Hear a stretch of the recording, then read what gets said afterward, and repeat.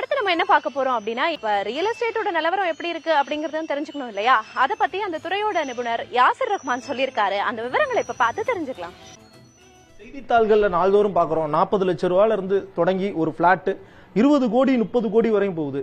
20 கோடி 30 கோடி வாங்குற அளவுக்கு சென்னை மக்கள் நிறைய பேர் ஆர்வம் காட்டுறாங்களா? அதெல்லாம் விற்பனை எல்லாம் எப்படி இருக்குது? ஸோ நம்ம ஜென்ரலாக புது ப்ராப்பர்ட்டிஸ் புது அப்பார்ட்மெண்ட்ஸ் தான் விற்கிறோம். நம்ப மாட்டீங்க, ரொம்ப கஷ்டமாக தான் இருக்கும். நிறைய பேர் இந்த கேள்வி கேட்டுட்டு இருக்காங்க.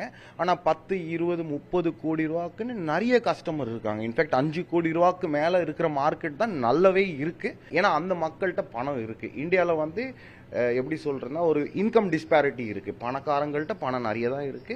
கொஞ்சம் கஷ்டப்படுறவங்க இன்னும் வருஷம் வருஷம் போக போக கொஞ்சம் கஷ்டப்பட தான் செய்கிறாங்க. ஸோ அப்படி பணம் இன்க்ரீஸ் ஆகும்போது ப்ளஸ் இன்னைக்கு டேட்டில் ஸ்டாக் மார்க்கெட் பூம் இருக்கு.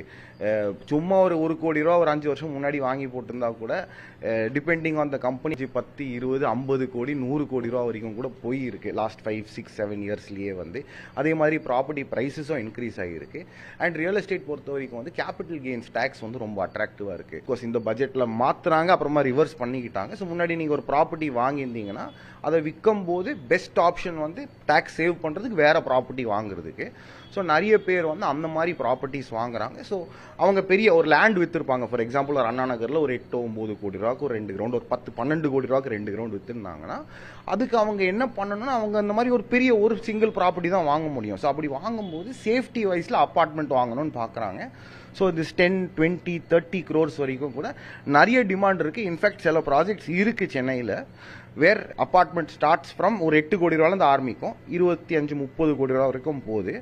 அந்த 8 10 கோடி ரூபா அப்பார்ட்மெண்ட் இன்னும் அவைலபிளா இருக்கு. ஆனால் 20 30 கோடி ரூபா அப்பார்ட்மெண்ட்டுக்கு கியூ நின்றுட்டு இருக்கு. ஏன்னா அவ்வளோ பணம் இருக்கு சென்னை சிட்டியில்.